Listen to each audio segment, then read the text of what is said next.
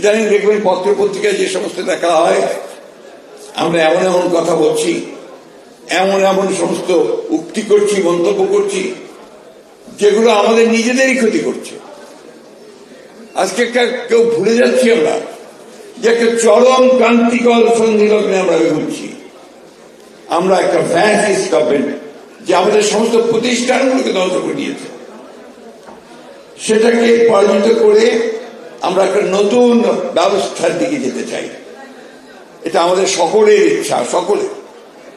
কিন্তু সেই ইচ্ছাকে বাস্তবায়ন করতে হলে আমাদের যে কাজগুলো করা দরকার, আমাদের যে ধৈর্য ধরা দরকার, আমাদের যে মেধার চর্চা করে সামনের দিকে এগিয়ে যাওয়া দরকার এবং অত্যন্ত সতর্কতার সঙ্গে পদক্ষেপ রাখা দরকার, সেই বিষয়গুলো কেন জানি না আমরা ভুলে যাচ্ছি।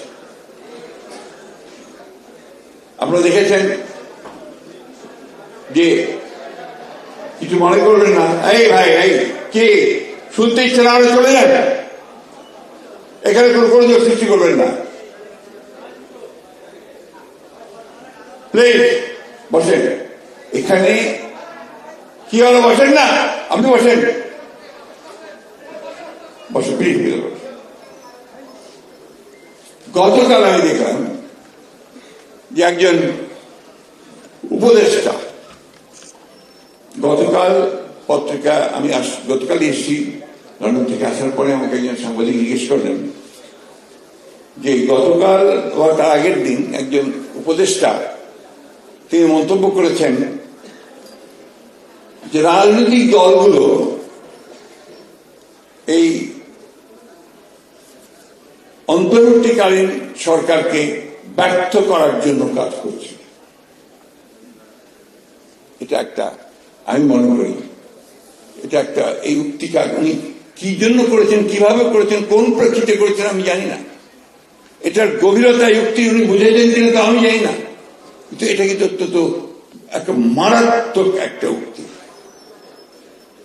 এই সরকার অন্তর্বর্তীকালীন সরকার, এই সরকারকে আমরা সমস্ত মানুষ যারা আন্দোলন করেছি, যারা এই ফ্যাসিস্ট সরকারকে তাড়াবার জন্য আন্দোলন করেছি, ছাত্ররা বুকে রক্ত দিয়েছে এবং আমরা রক্ত দিয়েছি, তারা সবাই মিলে এই সরকারকে আমরা দায়িত্ব দিয়েছি এবং এই সরকারকে দায়িত্ব দিয়েছি যে তারা আমাদের জন্য একটা পরিবেশ তৈরি করবে, এই রাষ্ট্রকে মোটামুটি ভাবে একটা নির্বাচনমুখী করে নির্বাচন দিকে নিয়ে গিয়ে নতুন একটা রাষ্ট্র করার সুযোগ করে দেবে। এই জন্য আমরা সবাই তাকে সাহায্য দিয়েছি। বিশেষ করে আমরা বিএনপির তরফ থেকে প্রথম থেকেই তাদেরকে আমরা সমর্থন দিয়েছি, এখনো তাকে আমরা সমর্থন করে দিচ্ছি, এমনকি এই মুহূর্তেও তাদেরকে আমরা সমর্থন করছি। কেন আমরা চাই যে তারা কাজগুলো শেষ করে তারা আমাদেরকে, জনগণকে তাদের প্রতিনিধি নির্বাচন করার সুযোগ করে দিয়ে তাদের পার্লামেন্ট, তাদের সরকার তৈরি করার সুযোগ করে দেবে। কিন্তু যেন এই কথা বলেন যে রাজনৈতিক দলগুলো অন্তর্বর্তীকালীন সরকারকে ব্যর্থ করার জন্য কাজ করছে, এটা অত্যন্ত মারাত্মক একটা অভিযোগ।